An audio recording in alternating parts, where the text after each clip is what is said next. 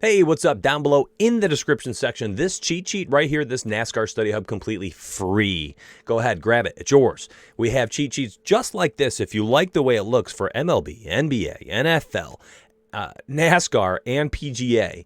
And then we have different cheat sheets for the other sports like NHL and things like that. So if you like it and you're like, man, this is really easy to read, easy to consume the information, and which makes it then easier to apply, then by all means, check it out. Patreon.com/rise or fall down below in the description section. This is free. This sheet is free. Please use it. If you want the other sheets and then the coaching and all the articles and things like that, by all means, patreon.com/rise or fall. Down below, also in the description section, if you want a chance at a free month, if you're a first-time eligible user at Monkey Knife Fight, use that link. Follow the instructions. You get a free month with us, okay? So check it out. Thanks, Monkey Knife Fight. All right, so we're going left to right, just like we've done for the other races. So I've sorted by starting position. This is the only thing I literally am opening this for the first time while I'm recording this video for you, because this is all I need. This is all I ever look at. I don't need to read any articles and things like that. The information I need is right here, my friends. DFS is a puzzle. It has nothing to do with knowing much about anything else other than trends, upsides, probabilities, baby. And here we go. We're going to look at all of them right now. So we've looked at starting position. One person that jumps right off the page for me is Christopher Bell down here, starting 35th. 67-1 odds. You know, you're looking at these odds to win this race. They're the same as people like Cole Custer and Tyler Reddick, who are starting 13th and 14th. Very similar to this entire row right here. William Byron all the way down to Austin Dillon.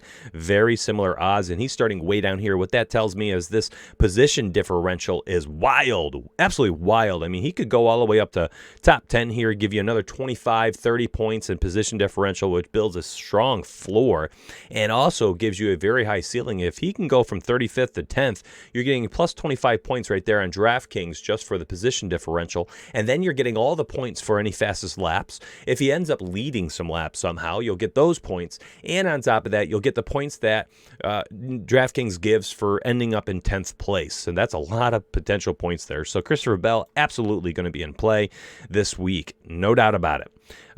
Ricky Stenhouse, I love when Ricky's down here. This is where I target him, 25th or higher. I don't want him when he is starting 14th through 18th or so. And, we're looking at track history here. Last couple races, not done well, 36th and 30th, but he was 15th and 14th. This is New Hampshire Motor, I think. 10th, 13th, 17th. He's had some history of success.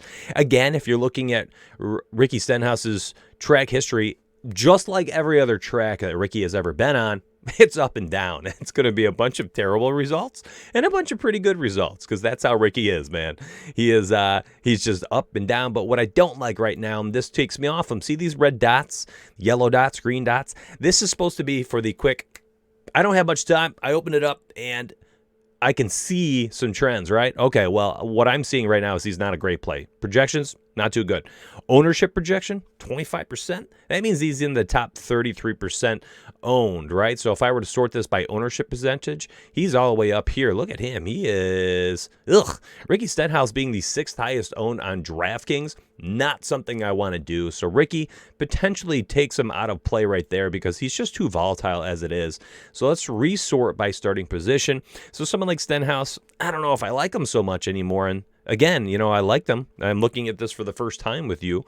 And then I saw the ownership percentage because I was looking for those red dots, and it did not look good. Daniel Suarez down here, low ownership and strong DK value, driving that lawnmower. 37 starting position. He continues, if we look at his last 6 races, he continues to do well, and he's had 2 top 20s. His last 15 races, he's only had 3 top 20s. So you can see he's starting to drive a little bit better potentially here. And track history, let's see. Suarez, 19th, 22nd. He's driving a different car, and I think that always kind of makes him look better than he actually is. But listen, 37th, Suarez is, he keeps finishing. His average finishing position is like 22.5 or something, right? Or 23.5. He's going to finish in the 20s, so that gives you a plus 10 differential points. 5.9K on DraftKings, not too bad. Over there on Fanduel, 4.5K. I would imagine he's going to be a nice value pick over there on Fanduel as well. And you can see Fanduel right here using this Fanduel chart here. He's got a green dot, 10.38. If I were to sort this on Fanduel, he is the 8th highest seventh highest value on Fanduel, and I like that. I like that a lot. All right, resorted by starting position. Let's keep going. Corey Lejoy continues to be a solid play when he starts in the 30s. I don't like that he's priced up to 6.2K, though. Ricky Preece, the guy can't finish a race, man. He keeps crashing, and I don't like that he's starting 30th this week. That puts him in that large field MME territory only for me. Let's see. We'll keep going up here. Dillon, 25th. Starting kind of high for me. I'm not a big fan there. Here's an interesting one. Chris Boucher here, 24th. He's had interesting history here. Never lower than 30 and never higher than 15th. That's got some upside. Austin Dillon, here we go, 7.4K. And track history pretty much in the teens virtually every single time. If he can go up 8 to 10 spots, he's going to pay off his value in spades here. Ryan Newman, not driving very well, but he's had some great history here. Here's one that I really like. Matt Kenseth, man. Look at how well he's been over the last 6 years here. He's won this race 3 times. Top 5, it looks like 8 out of the 11 times he's been here. Oh my goodness, that is phenomenal. I like his odds, 51-1 here. And what I do like too is, the drivers that are around him, they're all going to be similar owned. Looks like our ownership projection is 22.5% for Dillon, up to 17.5% for DiBenedetto. And that just kind of makes him kind of get lost in the muck and mire. And when you have a whole group of drivers that are all going to be kind of moderately to higher owned, I don't worry if I'm seeing this at what anybody's ownership is going to be, if they're all going to be very similar. Does that make sense? When you've got one that sticks out like this, Ricky Stenhouse, that sticks out at 25%, around a bunch of drivers at 13, 1, 12, 1, then that worries me. When this row of drivers from 18 to 23 is all within like 5 to 7 ownership percentage points, I don't care about it so much. Michael McDowell, he has been just the greatest value pick forever. He's always been in starting 28th or lower, things like that. And now now he's starting 18th. I don't know. I don't know how much of the value he is here. Maybe his finishing position could be a few spots higher. I think he is potentially out of the player pool this week. Eric Jones, 8.9K. Don't mind that at all. He's a boomer bust option. He is always GPP only, in my opinion, even when he's on those courses where he absolutely dominates, because he's turning into Ricky Stenhouse light here. He's just all or nothing. Looking at these guys, Cole Custer always is in play. This kid is such a good driver. Same with Tyler Reddick. Blaney and Truax Jr., of course, these two are going to be phenomenal at a short track like this. And you look at their history, they have a very high floor built in because of 2 things. Number 1, their starting position. Number 2, their track history. I mean, Truax Jr., 12th or better in all but 2 races here since 2014, and he's starting in 11th. You're pretty much saying he's not going to finish lower than 11th unless something terrible goes on. And you're looking at these Vegas odds for top 3, top 5, top 10%, or excuse me, top 10 spots. And let's sort these. This is a really good way to build a nice floor in your MME. Martin Truax Jr.'s 4th highest probability to finish in the top 10.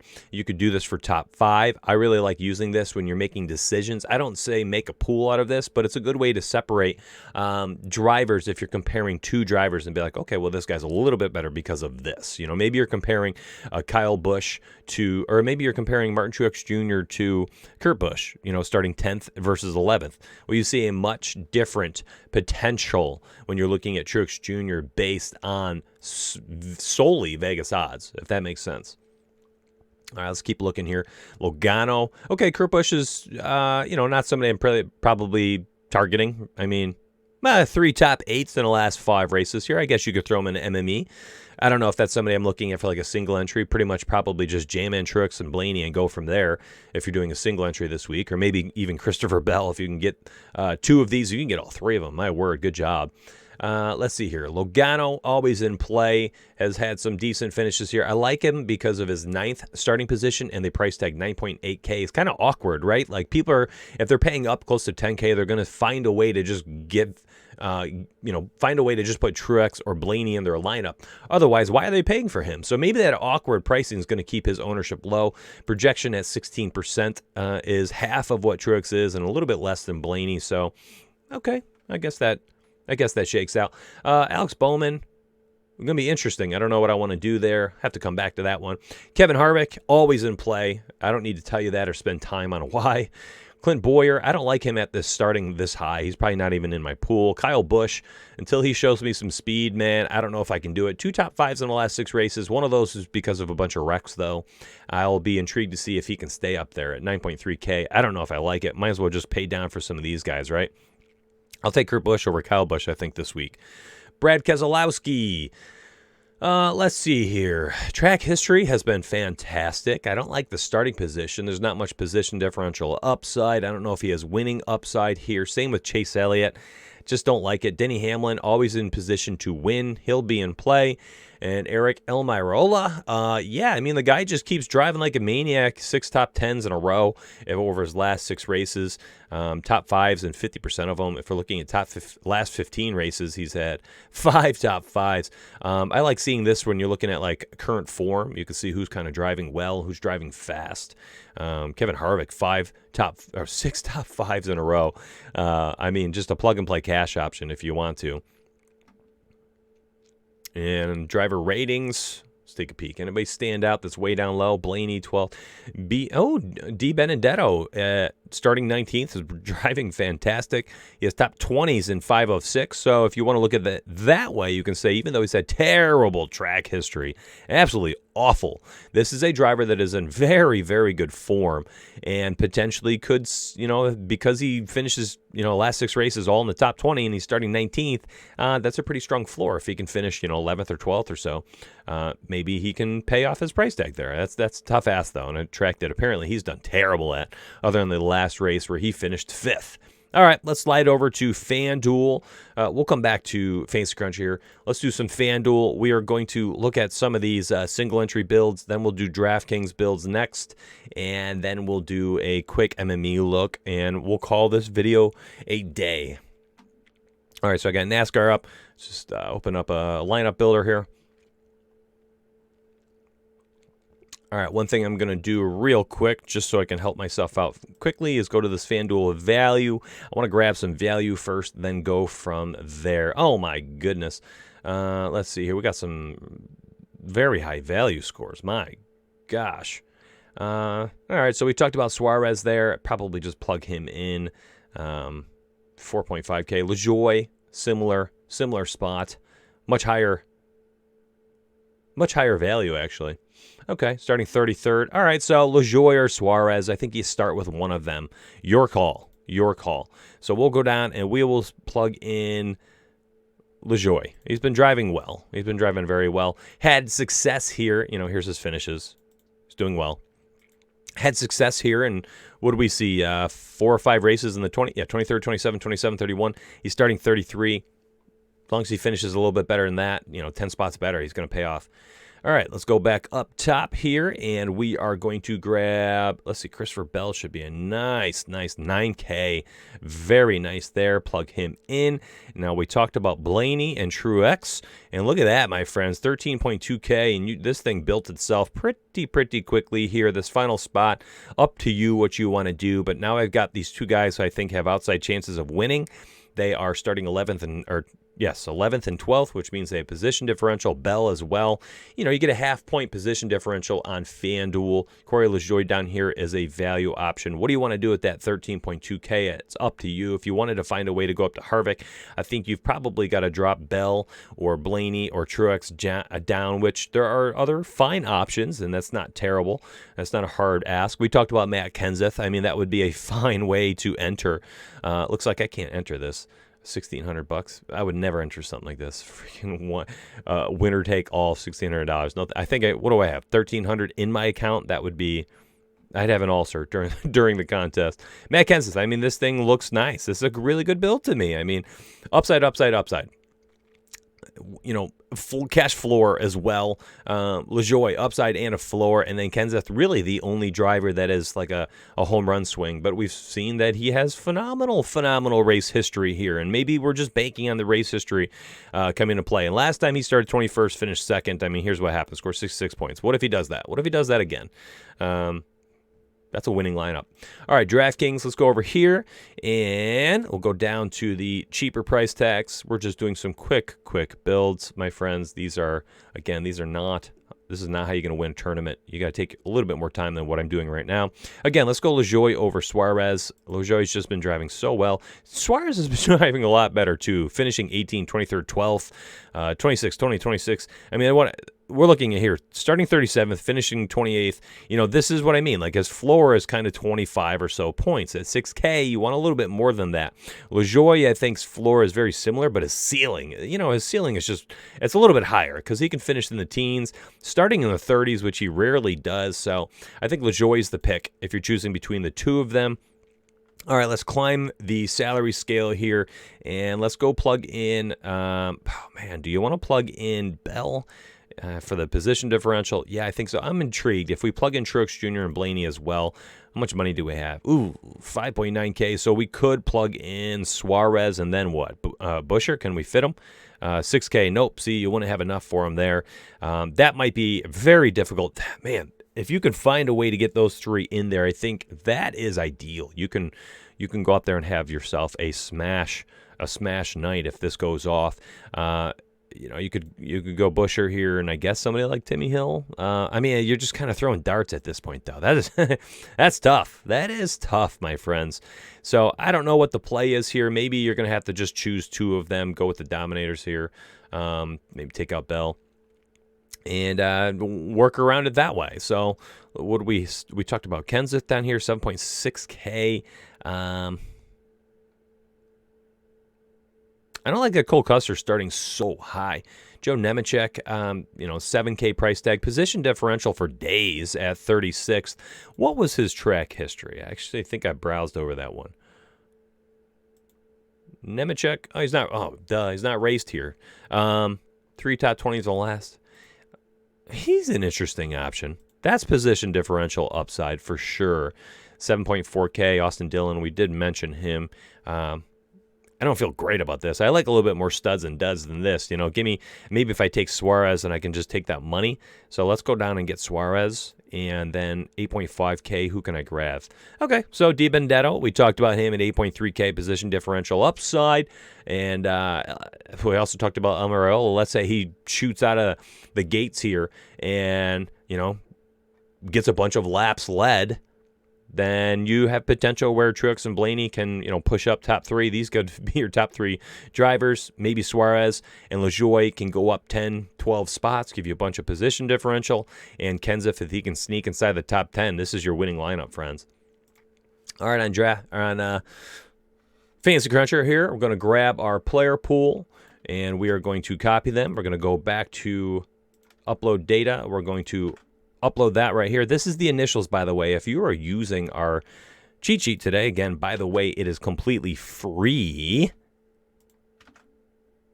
The projections and ownership projections will get updated, through the weekend. But today, MLB, NBA, MMA, League of Legends. We have a lot of NHL. There's a lot of stuff going on. We've got projections and cheat sheets and coaches and notes and all sorts of things for every single sport. So it's a busy day at Rise or Fall. NASCAR likely won't be till later tonight or even tomorrow morning, my friends, for the updates. All right, so I've got my projections in here. And, if you wanted to just kind of see what is going to be shot out without setting up any groups or anything like that, I do not mind doing something like this, setting up 49,200. We'll go randomness, 20, 25%. This is just a generic run through, friends. I just kind of want to see what's going to pop in the optimizer based on our projections. And these are things that you'll have to adjust. So right now I'm already seeing Dillon. I don't like it at all. He probably doesn't even make my player pool starting 25th. Don't hold me on that, but that's not somebody I want 50% of. That's, New Hampshire Motor. I guess he's had decent track history, but I don't like a starting position. Starting 25th, let's say he finishes 23rd just like last time. He's going to get you 23 points. You're not going to win a tournament that way. You're not going to win a tournament scoring 23 points. You're hoping for much better upside than that. So someone like Dillon, I'm going to imagine that in our final projections, he's going to be a little bit lower. His projections will be lower, that's for sure. Who else do we have here? Anybody else pop? Suarez and Nemechek, all right, we talked about them, 33, 22%. Lejoy, 6%. I hope he gets a little bit more. We'll have to boost his projections a little bit for you. Stenhouse, 1%. Good. Avoid the chalky option down here. Dillon, we talked about him. Let's get off of that somehow. Kenseth, we'll have to up that projection here so we can get some more exposure there. McDowell, it's so tricky with him, man. I mean, if he starts 18th or so and can finish 15th, 13th, I mean, you're going to need some type of upside. Custer, Reddick, 31%. Kurt Busch, initials, had 25%. Kevin Harvick, 82%. Oh, I just blew over Truax and Blaney. So those two would get bumped up. So if, let's say you were using this and you're like, well, Mitch, I don't like this right now. Here's what I need to do.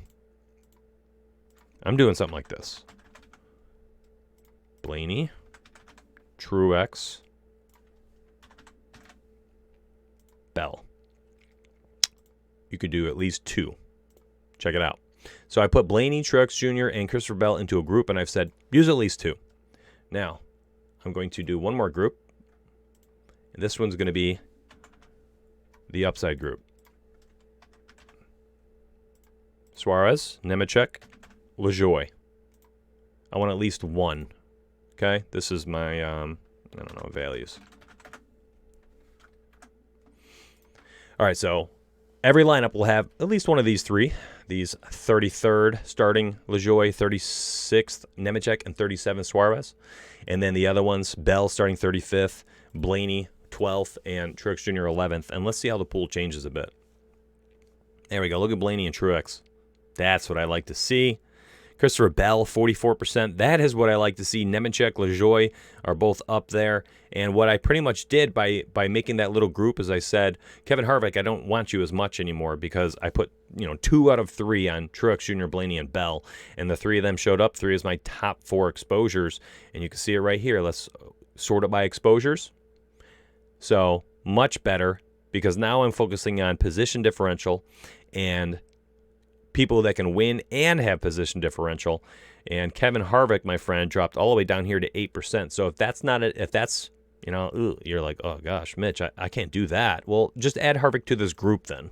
Okay, you can add Harvick to this group, or you can simply have just asked at least 1 instead of at least 2, and then it likely would have used only one of them. So let's check it out. We added Harvick, and let's crunch and see what happens. Oh my gosh, Harvick now is showing up a ton because he's the preferred option. So I would stop that crunch.